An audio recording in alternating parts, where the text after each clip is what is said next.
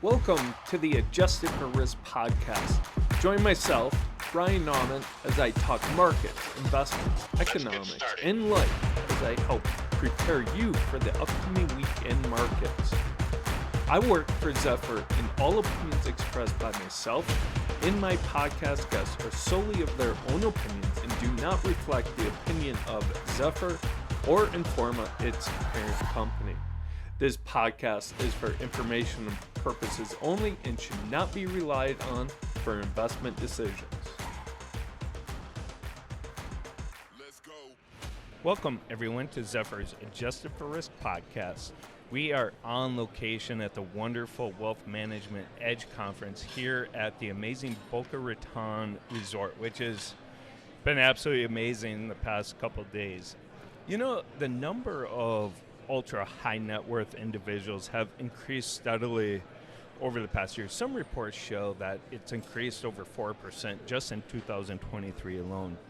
Additionally, family offices have experienced huge growth over the past 5 years, and reports show the trend is not slowing.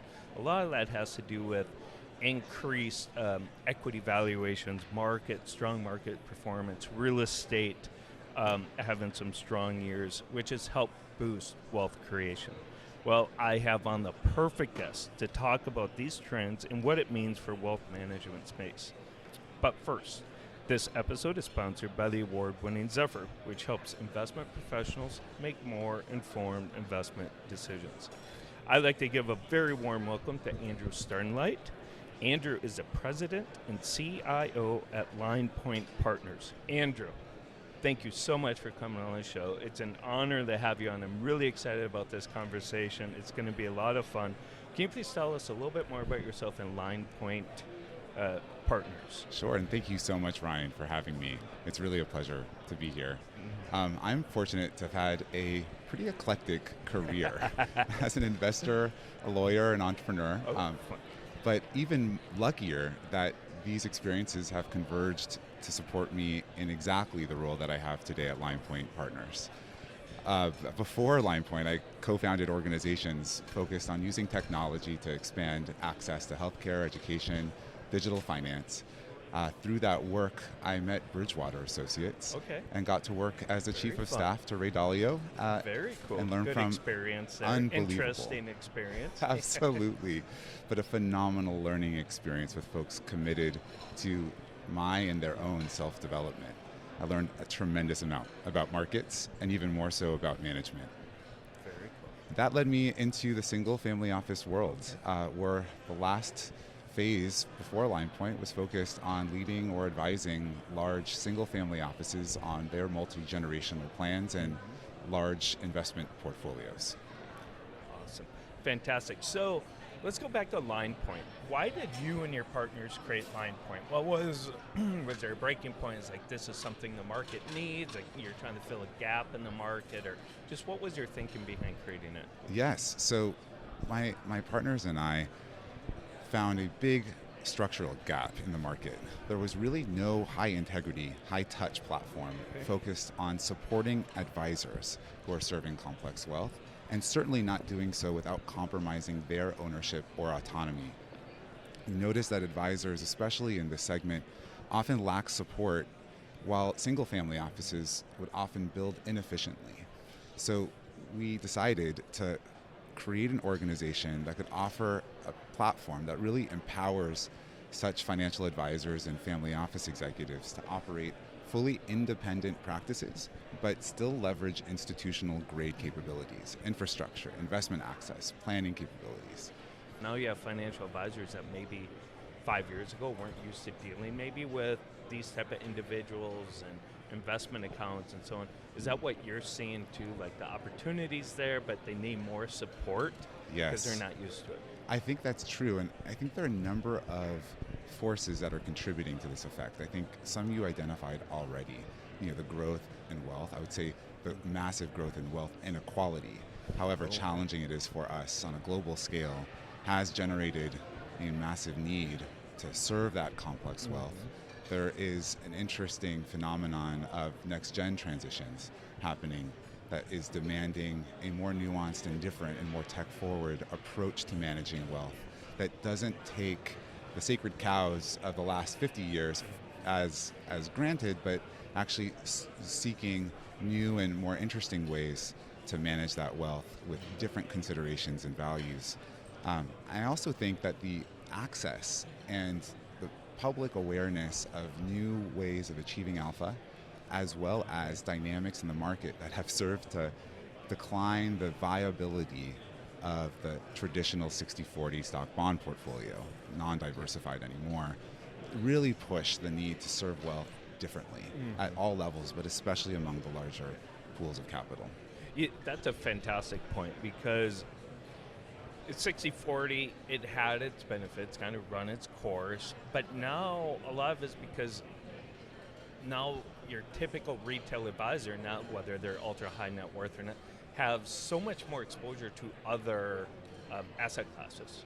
Right before, it's probably just stocks, bonds, mutual funds, ETFs. Right now, they can get interval funds and different ways of gaining access to alternatives, private markets, and so on, which is fantastic. But how can financial advisors really take advantage of it? Yeah, well, it's a boon to the wary and a trap for the unwary. Oh. I think with the so-called democratization of the private markets and alternatives has also come, a somewhat varied sophistication in understanding the opportunities and the risks associated with those types of investments.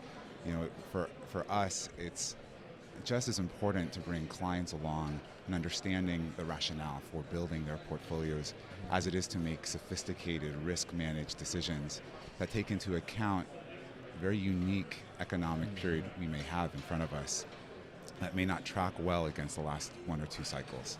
So I think it requires judgment, prudence, vision, and an eye to understanding not just intrinsic risk in these strategies, but systemic risk on a macroeconomic scale. Yeah, that's really interesting because, like I said, it's nice that investors, financial advisors have these more options to help them achieve their goals.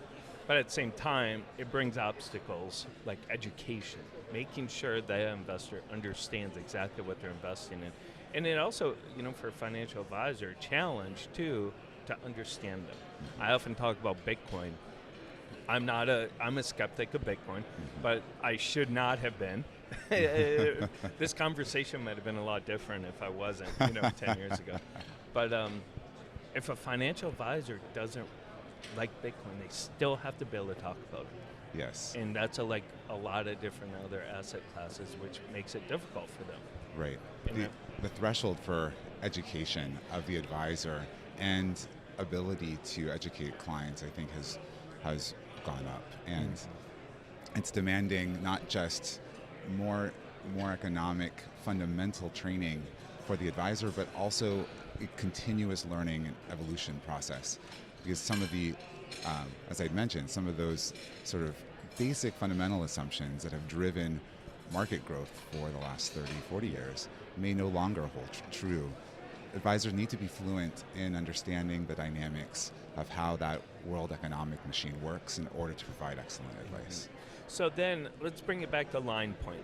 So we talked about the need for financial advisors to understand this and this evolution and advice and products, investments out there. Linepoint offers an affiliation model. What does that mean, Andrew? Yeah, well, let me share a little bit more about Linepoint and explain to you in that context what we mean by affiliation models and why we call ourselves Linepoint Partners and Company. We help financial advisors going independent or leaving existing RIAs set up their own independent business and contract with us as independent contractors in order to leverage our institutional infrastructure, investment support, their economics.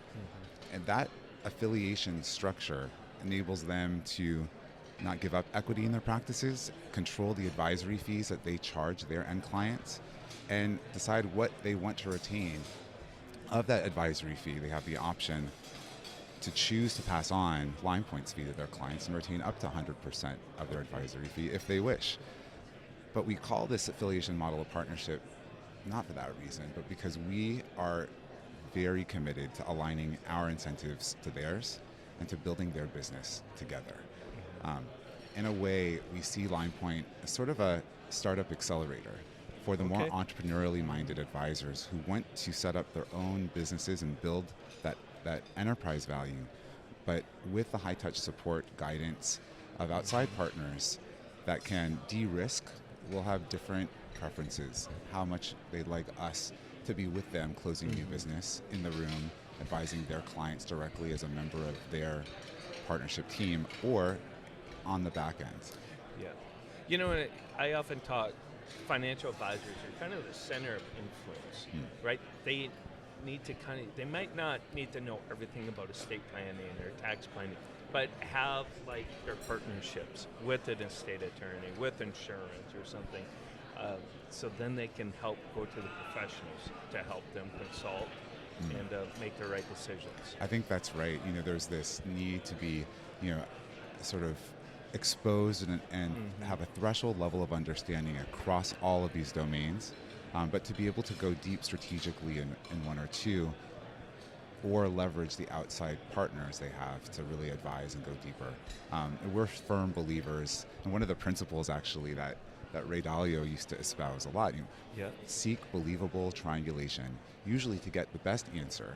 You don't have it. You might not be able to figure it out on your own, but you certainly can orchestrate a process that involves other people to debate with each other and to figure out that best answer that beats the market consensus. I think that's true across these different domains: advanced planning, esoteric asset management, risk management writ large, as well as complex investment portfolios. Yeah, fantastic. Great stuff, Andrew. Let's talk about the investment side real quickly. So UBS, they just released their family office report for 2025. Kind of some interesting things there. When I think of family office or ultra high net worth, a lot of alternatives, private markets, that's what they invest in. But their report showed a lot of family offices are going to plan on decreasing their allocation to alternatives and specifically private markets. Did that come as a surprise to you? Is that kind of your viewpoint too, or are you kind of more a little bit contrarian on that thought? Yeah, it's a good question. In my perspective, I don't see an abandonment of private markets or of PE, but I do see a movement towards optionality and selectivity. And what I mean is, we are facing a fairly uncertain macro regime, which the last couple of quarters have taught us that we cannot assume markets will continue to move in the same way they have. And I think family offices are redeploying capital into areas where they can stay agile, participate in secular growth, seek differentiated alpha, hedge volatility. With private equity in particular, there are certain headwinds that used to be tailwinds that moderate PE exposure, exit activity that's subdued, tighter credit, higher interest rates that might be normalizing, and unsustainable decade of multiple expansions that are unlikely to continue across certain sectors. I think with that, families and more sophisticated institutional investors are looking to allocate to public equities, but not in the same way they used to. You see more allocation to global public equities, and even to emerging markets. With the dollar being less of a peg than it was historically, it's important to access different forms of stability and design portfolios that access areas or sectors that were not previously available in listed form, like infrastructure or defense.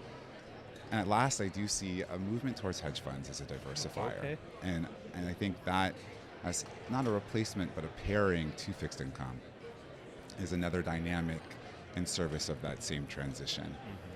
So not in a full abandonment, but certainly a recalibration. Yeah, no, that's a very good point. And I think that's a good way of saying it. And, for years, people question, like we said, diversification, 60-40 is now 50-30-20, right?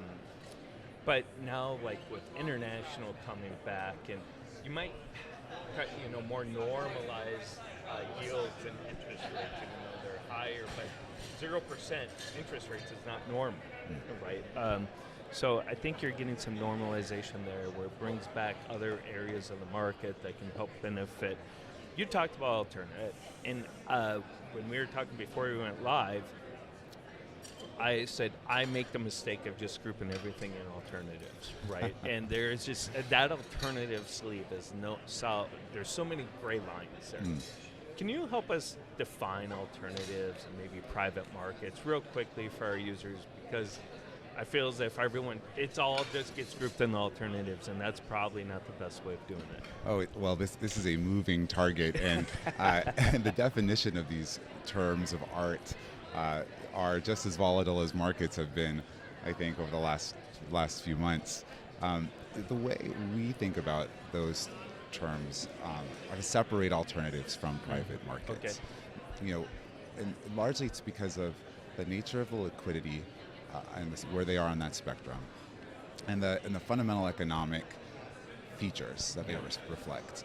In alternatives, we think about hedge funds or structured products, strategies that might be liquid or semi-liquid. Some might be more illiquid, but the features of income, return, how they manage risk are fundamentally different from what you might see in private markets. Now, private markets itself, as a term, is quite a grab bag of different things too. Yeah. I think many people think PE when they say the phrase private markets, but overlook the increased effect of infrastructure. Private credit, which is increasingly becoming less differentiated from public credit. You find me somebody who can really articulate the difference, and I would love to learn from them because those features are unique. But the illiquidity of private markets, the premium that investors expect to be paid in exchange for giving up liquidity, that is an important feature to consider when we talk about that, as opposed to so-called alternatives, the way we define the term. Yeah, that's a great way of explaining it, because I've had this conversation with other people, and they're like, it's just an alternative, like returns. Alternative risk, right, to public markets and stuff like that. So very good way of explaining that, because I think a lot of times we got to remember what it is, right, and what, especially when we're explaining to a client, right, the end investor, because that communication can be tough, but so important. And I think there's uncertainty about the Fed for multiple reasons. One of which is the question of what happens when Jerome Powell steps down, and when we think about the geopolitical instability associated with our current environment, and the role also that AI might play in either accelerating or mitigating geopolitical stability in the years ahead, it is important to have a long-term view in portfolio construction to address the potential for those risks. I think among many investors, I certainly can't say all, there is a shift away from longer duration private equity, illiquid equity bets, towards asset classes like infrastructure, real estate, and somewhat private credit, but more selectively, that offer current yield, capital protection, and importantly, inflation resilience. And different sub-strategies within those. In real estate, I see a growing interest in income-generating sectors like multifamily or logistics and infra that are inflation-linked when it comes to rents. In private credit, I think floating rate, senior secured, lower vol options are interesting. So there's sort of a barbell effect I've observed and somewhat participate in when it comes to allocating to yield with seniority on the one hand, but on the other hand, looking for real estate or real asset exposure that is inflation linked. So to design for this sort of uncertain environment where we expect inflation to continue, we're not certain about interest rates, and we want to maintain some stability and flexibility in the portfolio. Fantastic, Andrew. You're the first one in all my conversations that mention, usually when we talk about interest rate and monetary policy uncertainty, no one mentions the fate of Jerome Powell. You're the first one, so I'm glad that took a little hot take there. I like it, a different take on it. It's not just like, what is Jerome Powell going to do? It's more about what's going on, what's his longevity. Yeah, and I don't think as an investor it's wise to skip the fundamentals when it comes to evaluating what are some potential scenarios when it comes to international trade, the risk, however small, of trade decoupling among major partners and its impact on GDP in the US and abroad. Those will drive the future of these various assets. And investors who are taking a long-term view should be thinking about those effects on their portfolios.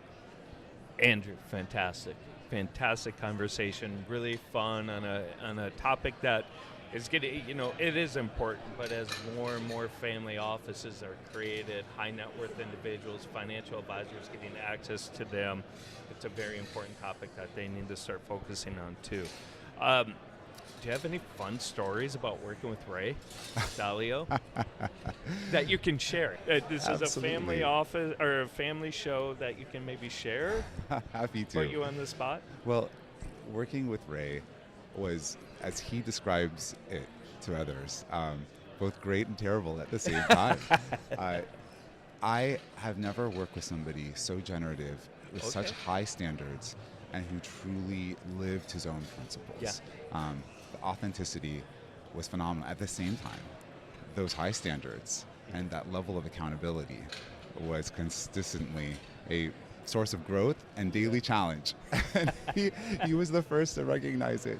But a number of times, I think he made me fundamentally question whether my capabilities were up to the job. And I think today I've taken that on to say, be fearless. Be what he calls radical imperfectionist.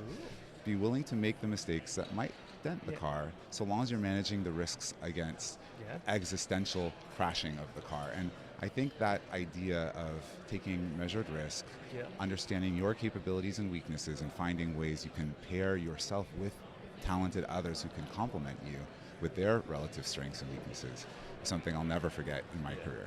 That is fantastic, and that's such a great way of ending this conversation. I love it. Thank you for sharing that. It's something I think probably all of us can live by and use. Andrew. It's been a pleasure. Thank you so much, Ryan, again, for having me. You can learn more at our website, linepointpartners.com, or reach out to us at the email address connect@linepointpartners.com. Fantastic, Andrew. Thank you so much. Thank you, everyone, for listening to this episode of Zephyr's Adjusted for Risk podcast. You can watch all of our other episodes on the Zephyr YouTube channel and Spotify.